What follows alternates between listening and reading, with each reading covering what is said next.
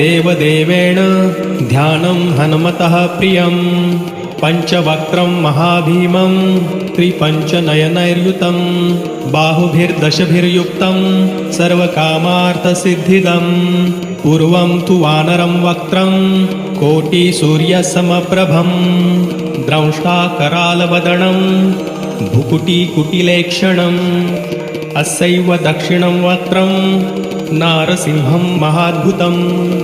अत्युग्रतेजो वपुषं भीषणं भयनाशनं पश्चिमं गारुडं वक्त्रं वक्रतुण्डं महाबलं सर्वनागप्रशमनं विषभूतादिकृन्तणम् उत्तरं सौकरं वक्त्रं कृष्णं दीप्तं नभोपमं पातालसिंहवेताल ज्वररोगादिकृन्तणम् ऊर्ध्वं हयाननं घोरं